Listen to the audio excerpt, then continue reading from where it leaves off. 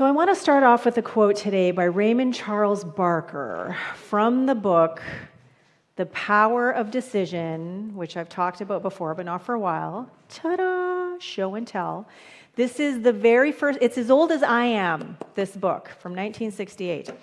It is the very first book that I read after we ventured into the Center for Spiritual Living Toronto, and I said, what can I read? I want to learn more about this stuff called New Thought. And I read this book and I thought, oh my God, this is a manual for living. Like, where has this book been hiding my entire life? Like, I think I know how to do this thing called life now. And so I have a quote for you from Raymond Charles Barker from this book. The individual's ability to act unintelligently in a universe of intelligence is amazing. Unintelligent consciousness produces wrong decisions. As a result of these wrong decisions, people limit themselves with sickness, financial strain, family quarrels, and frustration. Any of that sound familiar to anyone? All of which is unnecessary. Okay? And so this actually tied in really nicely with part of my morning practice today. And I can't remember if I've mentioned it here or not, but I mentioned it on Sunday. My newest component of my morning mindfulness practice, which is something that happens for the first hour of every day, no matter what, is at the very end, what I do after my meditation, after prayer, after some positive intelligence work, I sign on to Instagram knowing that the very first thing I'm going to see is a new video by someone called Michael Hunter, UpSpiral Life. Does anybody here follow him? I love him. I discovered him about a month and a half ago, and this is part of like every single morning now. And I have so many of his videos saved and hearted, and I respond to everything that he does because he is someone who is embodying the teachings that we have here at the Victoria Truth Center, these New Thought teachings, where we're talking about oneness, we're talking about divinity of all, we're talking about taking personal responsibility for the life that we are creating, that we are experiencing. No one is doing anything to us. We are creating our life experience, okay? And he talks about manifestation a lot.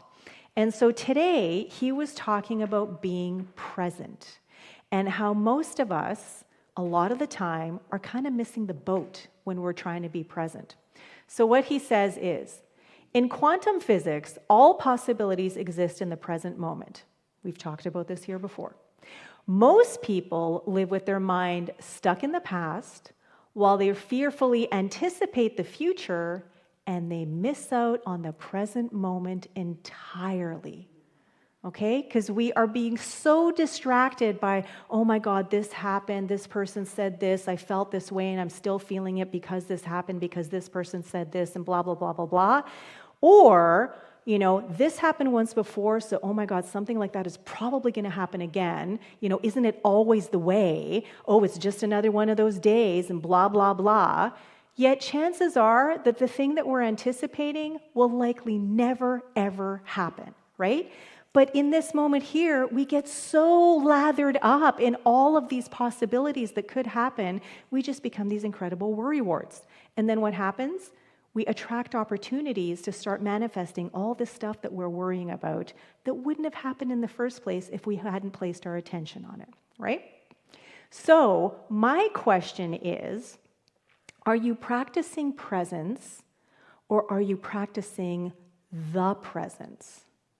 Okay? And the distinction that I'm making here is basically lowercase presence versus uppercase presence. And when I'm talking about the presence, I'm talking about the thing that we are coming here to remember that we are.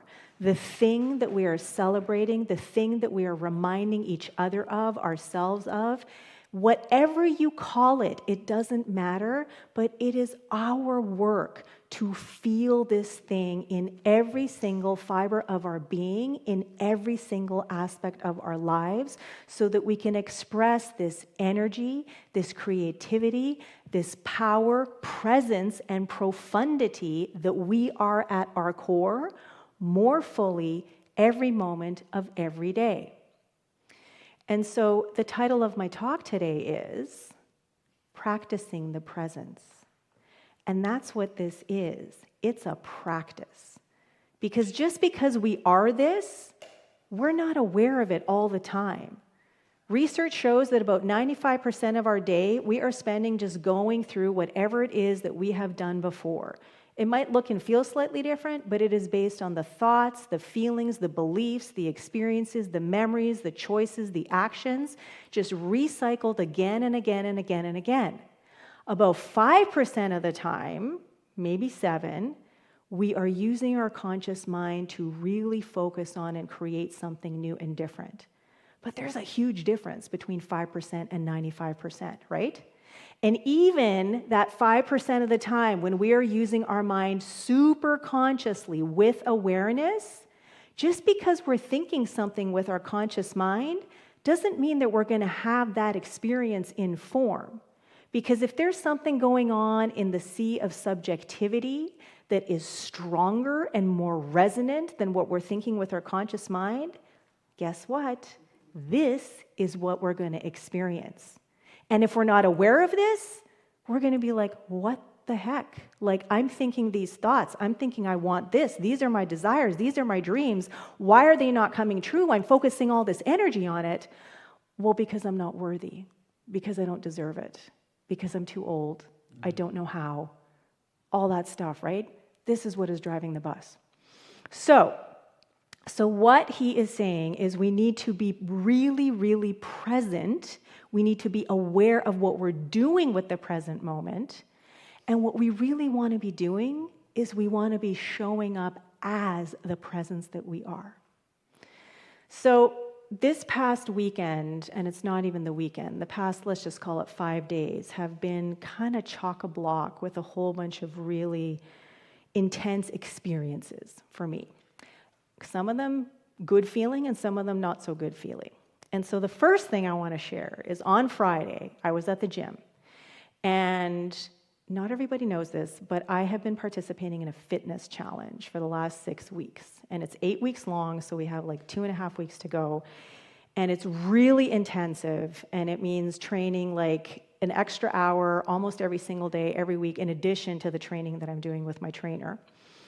And so my trainer knows that I'm doing this, and so he's supporting me in being as successful as I can through this challenge. And so he asked me to do an exercise, which essentially is a supported pistol squat. And what that means is going down, I just saw Liz's face, going down on one leg, all the way down, and then coming all the way up. That's a pistol squat, okay? It takes a lot of strength. Now, 2 months ago, I saw someone on Instagram doing an assisted one where they used a cable machine at the gym with some weight so that you had something you could hold on to and then something that could help you come up as you learn to do this with your own body. And so I'm like, hey, Gareth, can I try this? Because I need to be able to do this to do the dragon squat, which is my ultimate athletic goal in my Fluvog platforms, right? It's like, okay, sure, let's go.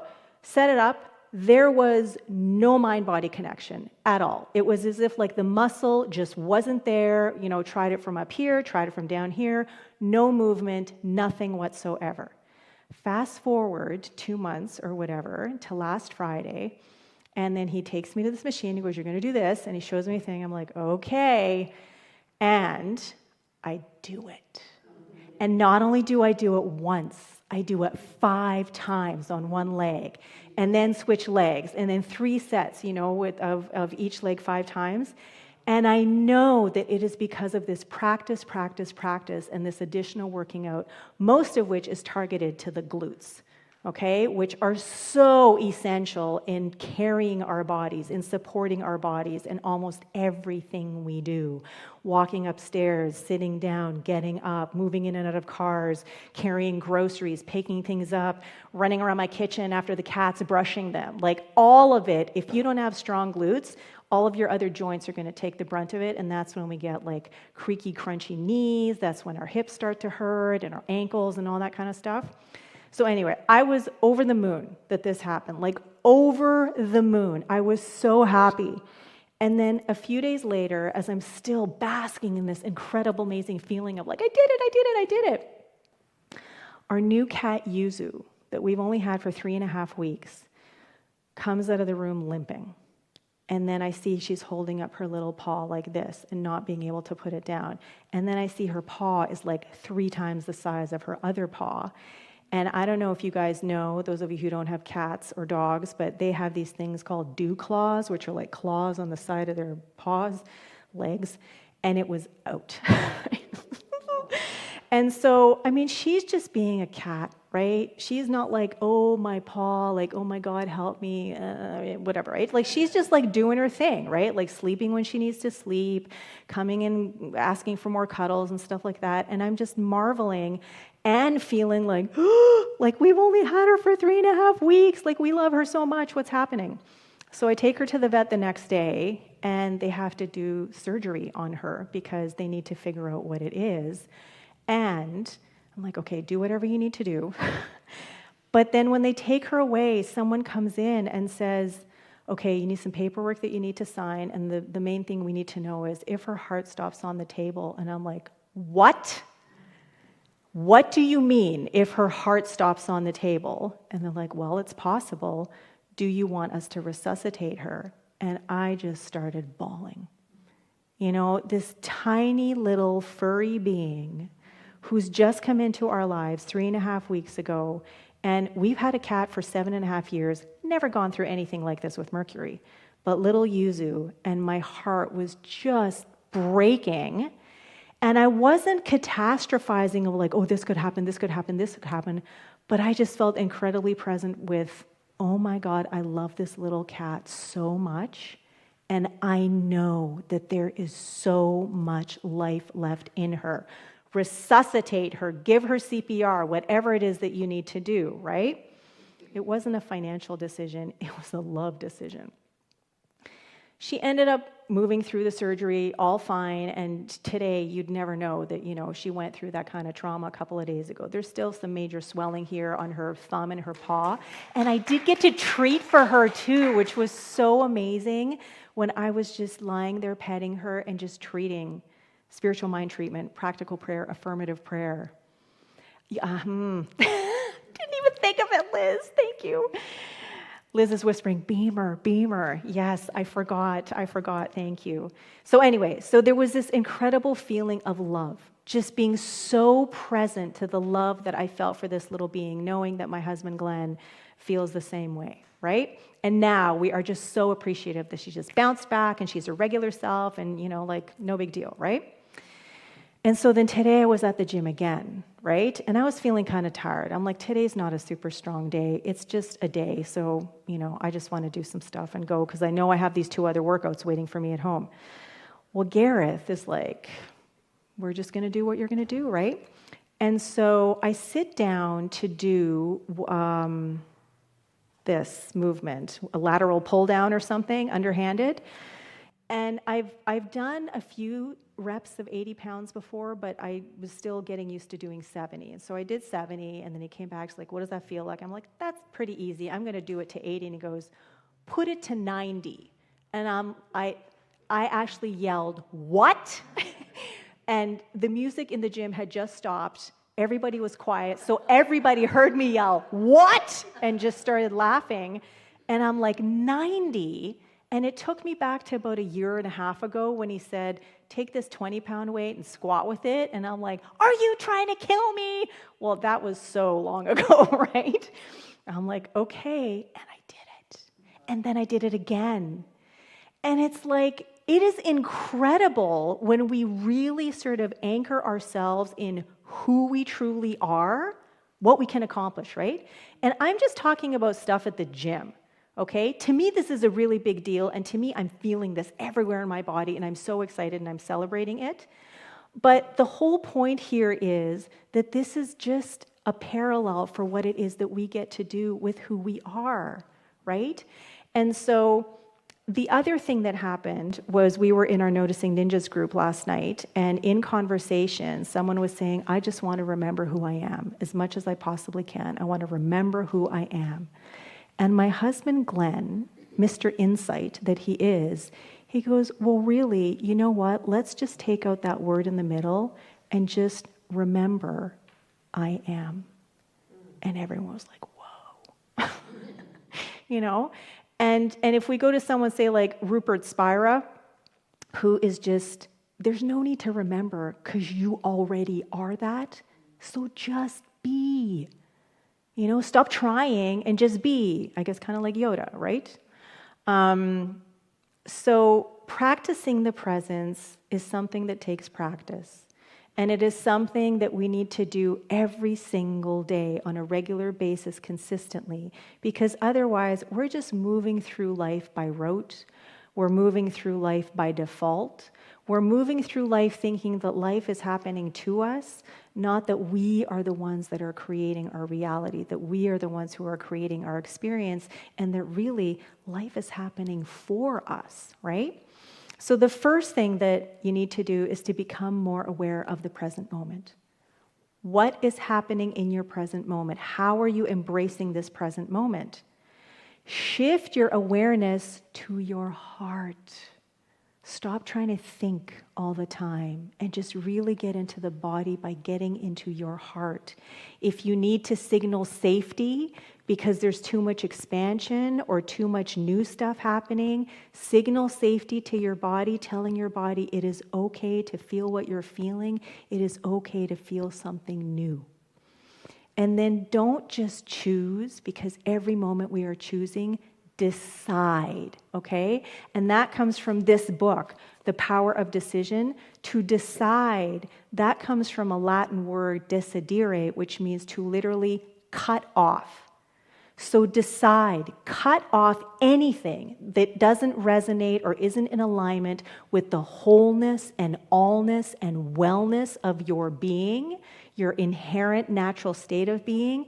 Let that go and focus on who you are in the present moment as that presence. And in the end, practice and celebrate the presence that you are. Here at BTC, we like to say that we live with the certainty that love is our true nature. That's our knowing.